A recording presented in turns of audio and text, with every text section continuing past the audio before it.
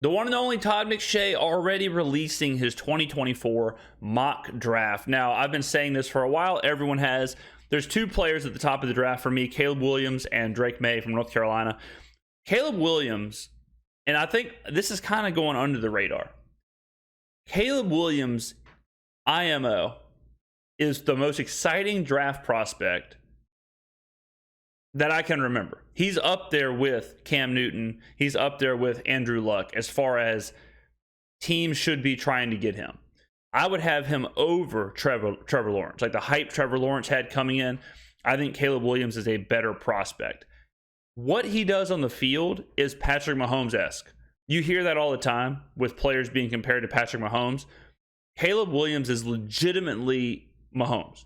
He's not a physical freak like Cam Newton. He's not that kind of guy. But what he can do in the pocket, escape, the wizardry skills that he does, like it's the same thing with Mahomes, where I wouldn't say Mahomes is, Cam Newton. He's not a super athlete. But some of the plays that Mahomes is making, where he's rolling around in the pocket, he's spinning around, he's throwing horizontal, he's almost falling down, but he somehow gets to throw off. He flips it behind his back for 40 yards.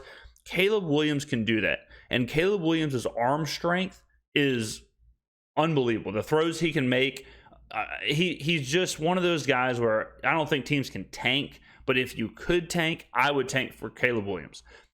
Along with that is Drake Maye. If Drake Maye was in this year's draft, he would have been the first overall pick. I think Drake Maye would have been taken ahead of Bryce Young. So to have those two guys in the same draft is huge. The draft is always better when you have big-time quarterback prospects.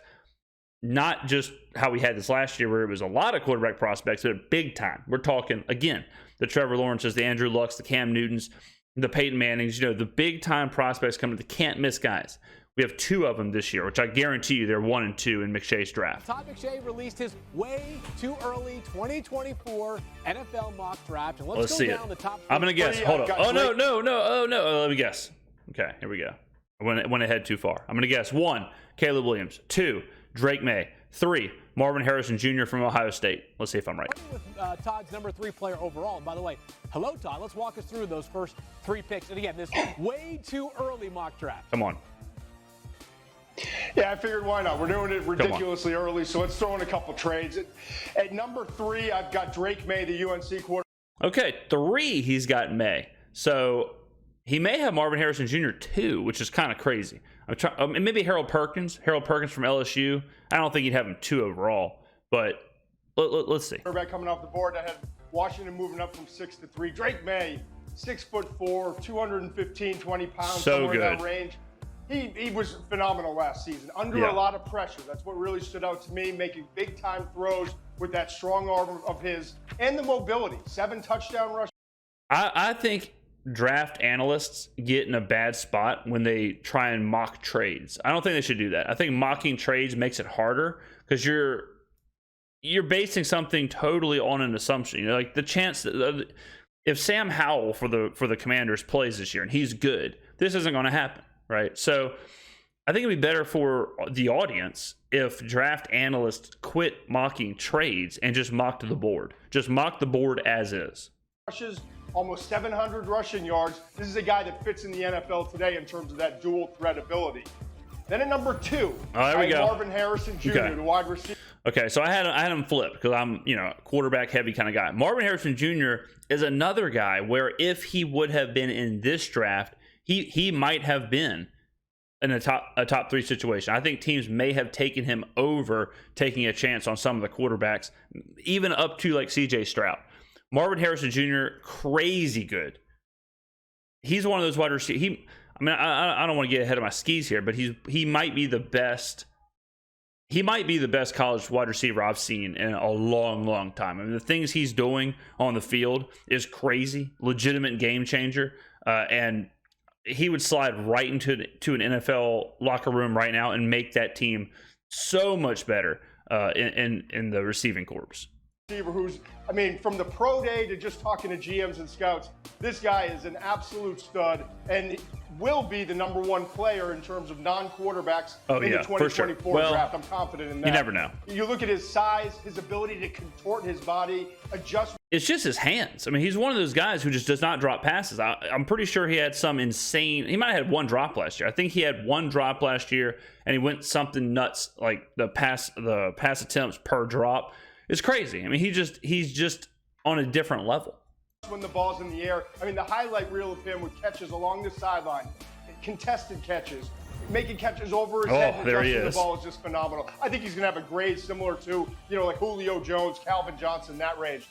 Yeah, I was about to say, he's probably right there with Calvin Johnson. Just you hate to label somebody a Hall of Fame #1 wide receiver kind of thing, but I think you can do that with people like Julio, Calvin Johnson, and Marvin Harrison Jr. Yeah, when you see, not to say anything bad about the wide receivers in this year's draft, but you see like the Jordan Addisons and the Zay Jones and people like that, it's so different when you're looking at Marvin Harrison Jr. And he talked about the pro day.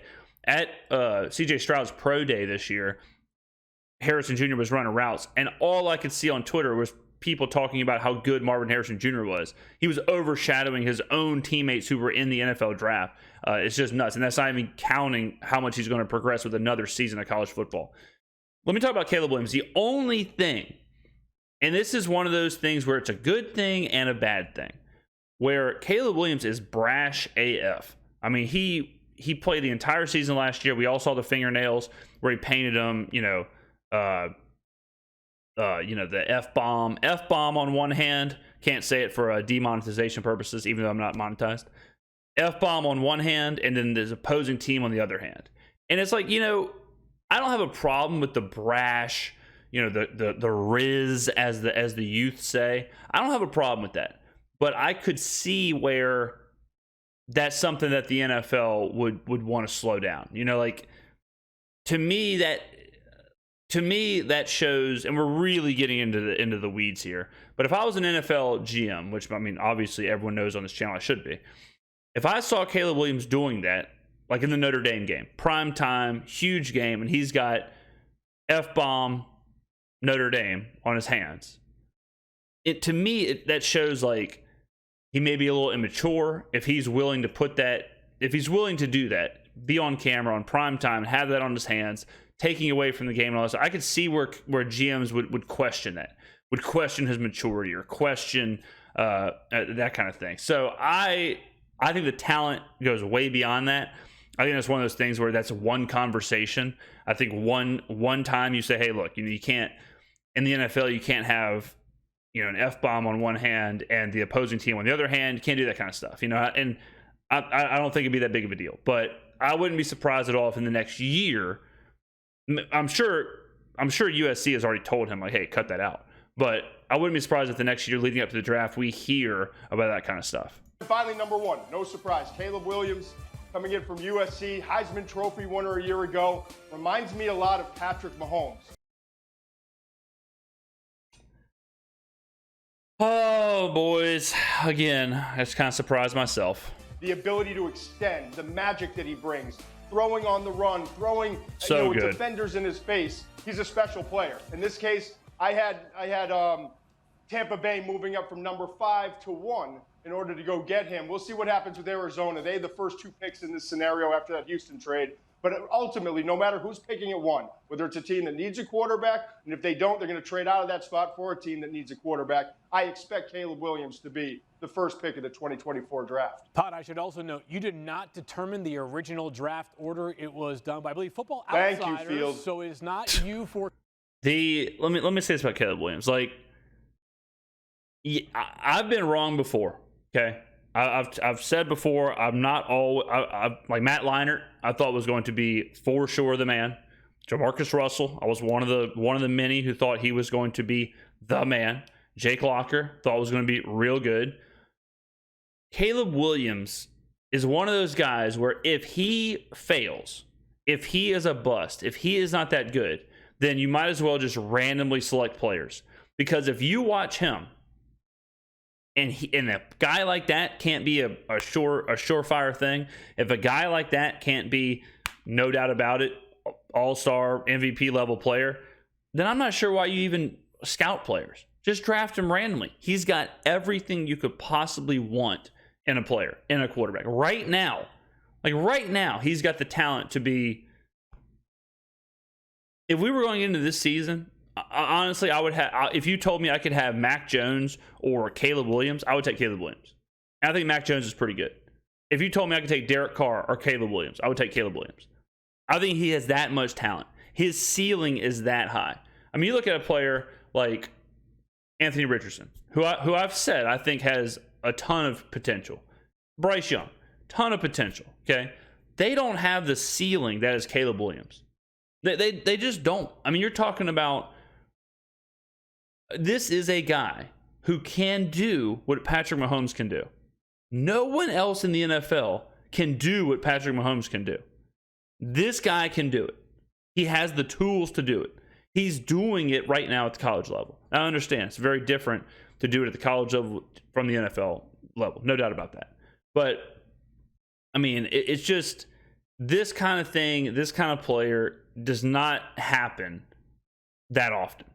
Forecasting the Bucs picking 5th overall. Wanted to make sure that I folded that in there. More from Todd in just a moment. But with quarterbacks near the top of the board, we had to recruit Dan Orlovsky, who has called college games of both Caleb Williams and Drake Maye. Dan, are both these guys franchise-altering quarterbacks? Yes. There's no question about that answer. It's yes. And I would be shocked if these two players don't go number 1 and number 2 in next year's NFL draft. I'll start with Caleb Williams. Caleb Williams is like a 6'1", 200-pound, 210-pound version of Bryce Young. The creativity, the ability to... He's so much better than Bryce Young. So much better than Bryce Young. Bryce Young doesn't do what Williams does. I'll tell you that right now. I mean, to me, Dan just told on himself that he doesn't watch a lot of Bryce Young and Caleb Williams. I mean, you can't watch these two and compare them at all. To make anything happen from any type of situation is there. What I love about Caleb's play is he's got this incredibly smooth stroke that kind of produces a very powerful arm. Any situation he can get himself out of, the very creative nature that we love in the quarterback. That's something else with Williams, too. Like, when you watch him play, every throw he makes, it's that, you know how when you watch a quarterback and you can tell, like, when they throw an out route or something and they just had that zip on it, they have that extra pop, they have that extra velocity, and the ball is just humming. Caleb Williams has that. Some players, just like, they're getting the ball there, like Bryce Young. You can get the ball there, but Bryce Young is not going to throw the ball through a wall. Caleb Williams does that routinely. I'm not even talking about deep throws. I'm talking about just like 15-yard, 20-yard out routes. He's putting the ball through his receiver's chest. If you have not watched a lot of them, go back and watch USC. Play right now. No play is dead. Very athletic player from inside of the pocket and outside of the pocket. Nothing needs to be perfect for him. So a tremendously talented player. And I would say this, he's probably the most talented out of the Lincoln Riley quarterbacks. We've seen Baker Mayfield. We've seen Kyler Murray. Yeah. We've seen Jalen Hurts. Caleb is the most talented both. He's like combining Kyler Murray and Jalen Hurts. I would say if you were like out of the Lincoln Riley quarterbacks, he's a little bit of both of them. He's not as he's not as like shifty and dynamic as Kyler is. Their arm is probably the same. Kyler's arm strength, I think, is kind of underrated. He's more like Jalen Hurts physically, as far as like how he runs, how he extends plays, how he does things. So he's kind of combining both of them. Both as a creative athlete and also as a natural thrower of the football.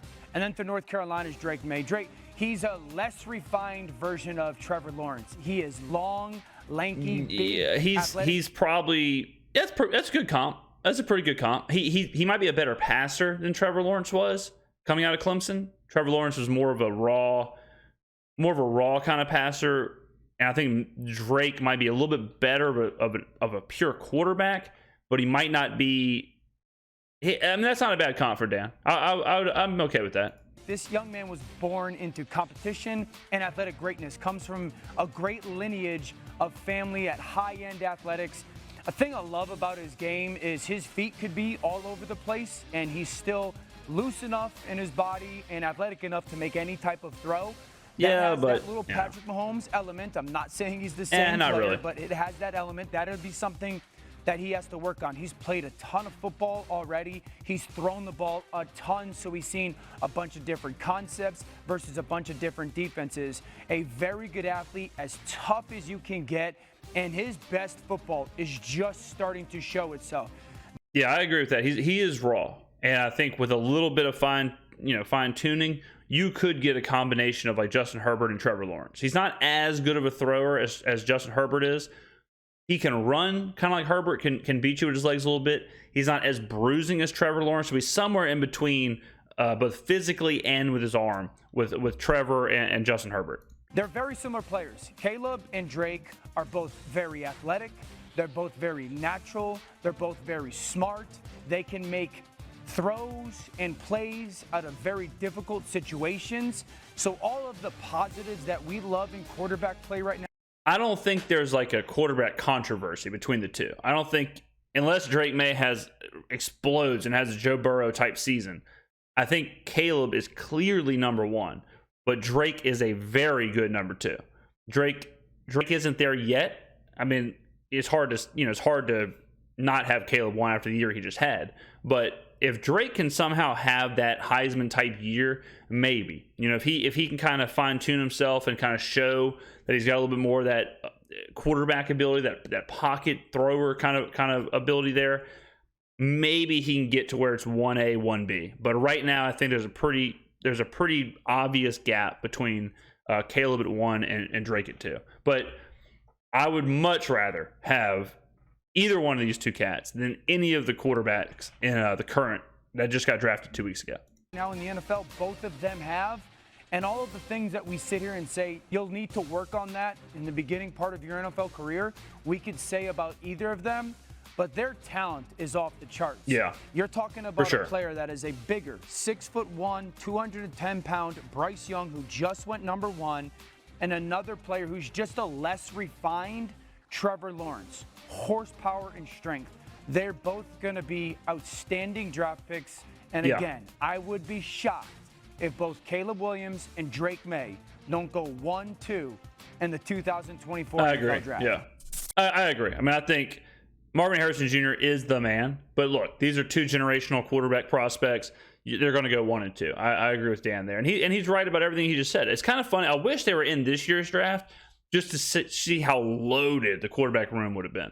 I mean, because think about how much that pushes down people. Then you're talking about Williams going to 1, Maye going 2. Where does Stroud go? Where does Young go? How far do they fall? Where's that push Richardson? Where does that push Hooker and Levis? So it would have been wild to watch. But yeah, I mean, these two I wish they would have showed the whole mock draft. But for sure, these guys are great. I can't wait to watch both of them this year in college. I watch a lot of USC. Big fan of the Pac-12. Watch a lot of Pac-12 at night.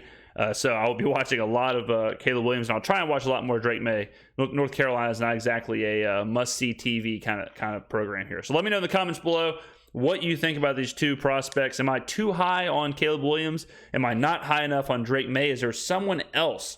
Is there someone else that me, Dan, and Todd are not putting in that top 3 that should be in the top 3?